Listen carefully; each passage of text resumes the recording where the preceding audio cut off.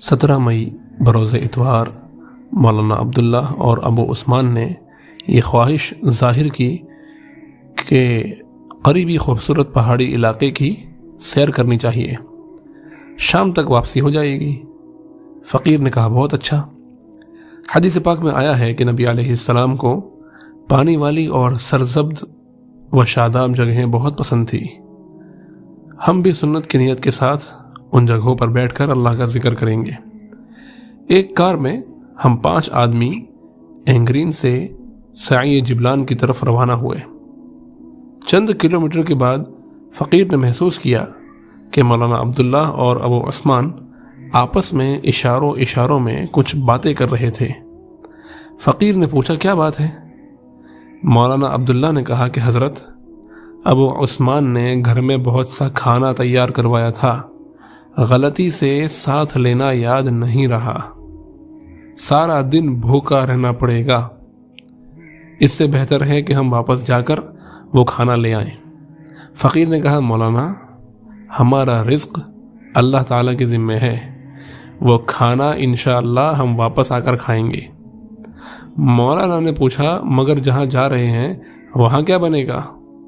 فقیر نے کہا کار ساز ماں بفکر کار ماں، فکر ماں در کار ماں آزار ماں، یعنی ہمارا کار ساز ہمارے کام کی فکر میں ہے اور اپنے کام میں ہماری فکر تو باعث رنج ہے۔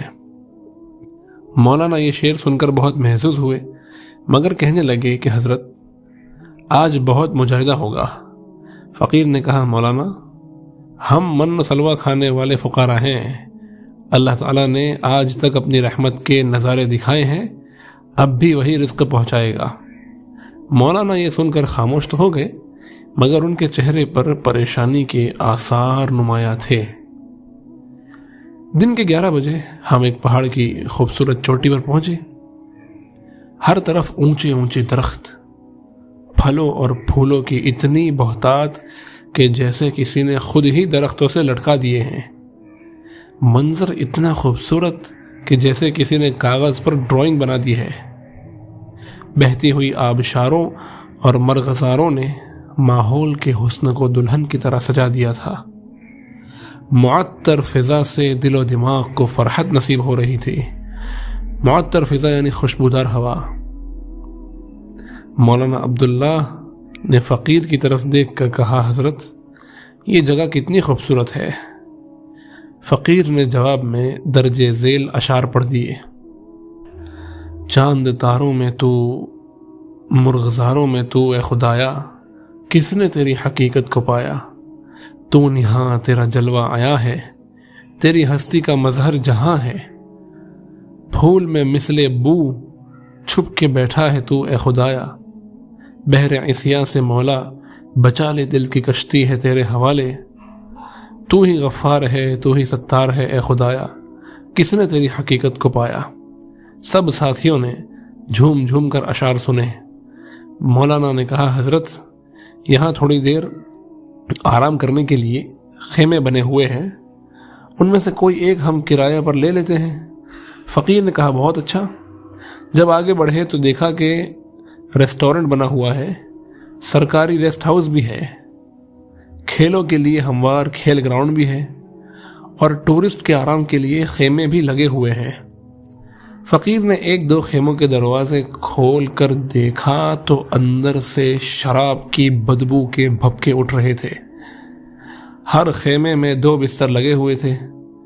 مولانا نے بتایا حضرت، ٹورسٹ لوگ یہاں عیاشی کے لیے آتے ہیں، نیچے والے ریسٹورنٹ سے انہیں نوجوان لڑکیاں مل جاتی ہیں جن کے ساتھ وہ یہاں وقت گزارتے ہیں۔ آپ کو سچ بتائیں تو ہماری نظر میں کوئی بھی خیمہ پاک صاف نہیں ملے گا۔ فقیر نے کہا ہرگز نہیں، ہمارا پروردگار ہمارے لیے ضرور کوئی سبیل پیدا فرمائے گا، یعنی کوئی راستہ پیدا کرے گا۔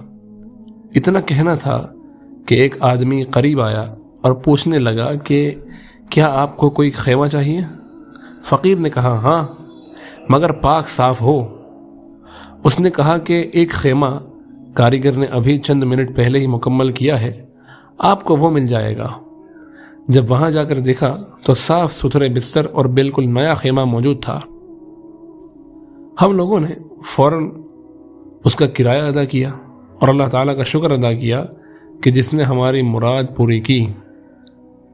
ہم لوگ وہاں بیٹھے ذکر قلبی سے متعلق باتیں کر رہے تھے کہ ایک آدمی بھنا ہوا گوشت ایک ٹرے میں لے کر آیا اور کہنے لگا کہ میری بیوی نے یہ آپ کے لیے بھجوایا ہے۔ فقیر نے پوچھا کیا مطلب؟ کہنے لگا کہ میں اوپر ایک مکان میں رہتا ہوں، میری بیوی نے ایک بکری کا گوشت بھون کر تیار کیا تھا، جب اس کی نظر آپ لوگوں پر پڑی تو اس نے مجھے کہا کہ یہ گوشت ان مہمانوں کو دے کر آؤ۔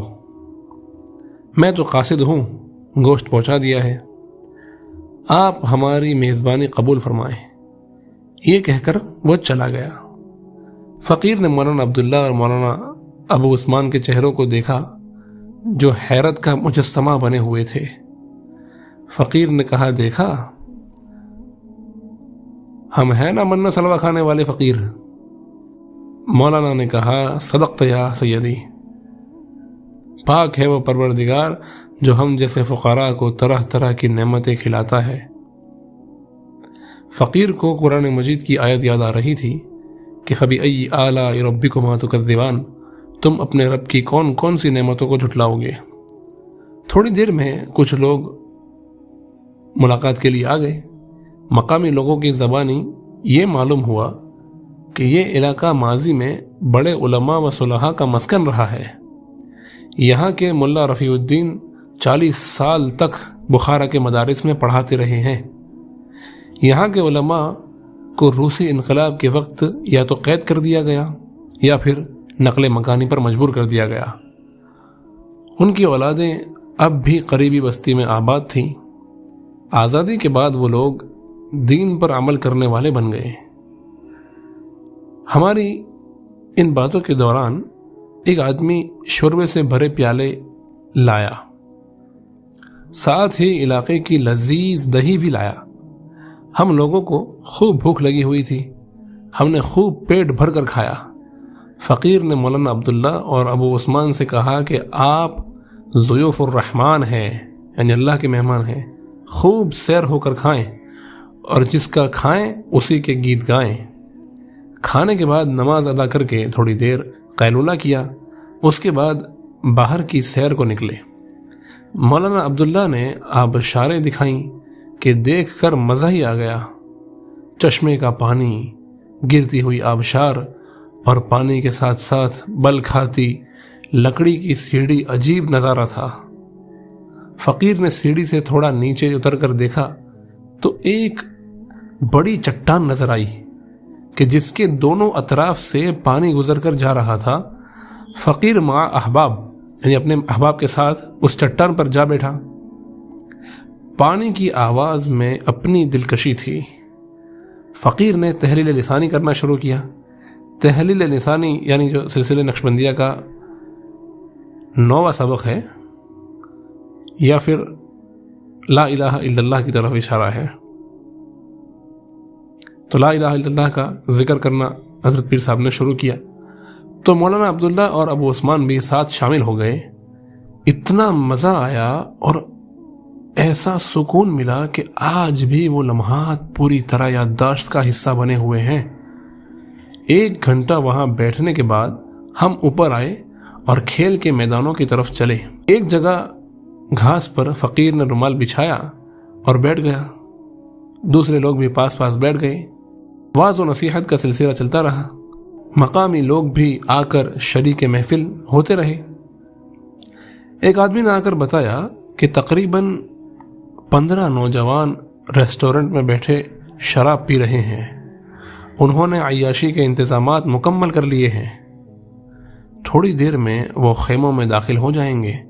فقیر نے اسے کہا کہ جاؤ اور ان سب کو بلا کر میرے پاس لاؤ۔ اللہ تعالیٰ کی عجیب شان کہ جب اس آدمی نے کہا کہ ایک شیخ آپ سب کو بلا رہے ہیں تو ان سب پر اتنا رعب طاری ہوا کہ سہم گئے اور اس شخص کے ساتھ فقیر کے پاس آئے۔ گو انہوں نے شراب پی رکھی تھی، تاہم ابھی نشہ رنگ نہیں لایا تھا۔ اور گرنے والا معاملہ نظر نہیں آ رہا تھا، فقیر پر محبت الہی کا اتنا غلبہ تھا کہ یوں دل چاہ رہا تھا کہ ان نوجوانوں پر توجہ ڈالوں تاکہ یہ عشق مجازی کی بجائے عشق حقیقی میں وقت گزاریں۔ فقیر نے ان کے سامنے قرآن پاک کی کچھ آیات تلاوت کی۔ قرآن ان نوجوانوں کے سینوں میں اتر گیا۔ فقیر نے جب انہیں کہا کہ گناہوں بھری زندگی سے توبہ کرو اور نیکی والی زندگی کو اختیار کرو، وہ سب نوجوان بیک زبان آمین کہنے لگے۔ مولانا عبداللہ نے کہا، حضرت عجیب بات ہے کہ یہ سب سچی توبہ کے لیے تیار ہیں۔ فقیر نے ان 15 شرابیوں کو بیعت کے کلمات پڑھائے اور ذکر و مراقبہ کا طریقہ بتلایا، ان کے لطیفہ قلب کی نشاندہی کر دی اور انہیں کہا کہ وہ سیدھے واپس اپنے گھروں کو جائیں۔ انہوں نے اسی وقت اپنی گاڑیوں کی طرف رخ کیا اور وہاں سے اپنے گھروں کی طرف روانہ ہوئے۔ مولانا عبداللہ کہنے لگے، حضرت یہ تو آپ کی کرامت ہے کہ اتنے لوگوں نے بیک وقت شراب سے توبہ کی اور عیاشی کی رقم ادا کرنے کے باوجود کافر ادا حسیناؤں کے ساتھ وقت گزارنے کی بجائے واپس چلے گئے۔ فقیر نے کہا، نشہ پلا کر گرانا تو سب کو آتا ہے، مزہ تو تب ہے کہ گرتوں کو تھام لے ساقی۔ یہ خبر جب سرکاری ریسٹ ہاؤس کے انچارج تک پہنچی تو وہ فقیر سے ملنے کے لیے حاضر ہوا اور کہنے لگا کہ آپ میری طرف سے ضیافت قبول فرمائیں۔ فقیر کی طبیعت شروع میں آمادہ نہ تھی، لیکن جب اس نے کہا کہ حضرت ہماری زندگی یہاں گزر گئی، ہر روز ہر وقت ہم نے لوگوں کو یہاں پر گناہ کرتے دیکھا تو سوچتے تھے کہ یہ زمین کا ٹکڑا سیاہ کیوں نہیں ہو جاتا۔ الحمدللہ آج آپ تشریف لائیں تو آپ نے ذکر و مراقبہ کیا، مزید برآں 15 نوجوانوں نے شراب پینے اور زنا کرنے سے توبہ کی، تو یہ واقعہ ہمارے لیے برہان ہے، یعنی دلیل ہے۔ ہم آپ کے راستے میں لیٹ جائیں گے، آپ چاہیں تو ہمارے سینے پر پاؤں رکھ کر گزر جائیں اور چاہیں تو ہماری دعوت قبول کر کے ہمارے دلوں کو خوش فرمائیں۔ فقیر نے کہا کہ آپ کو بات کرنے کا خوب ڈھنگ آتا ہے۔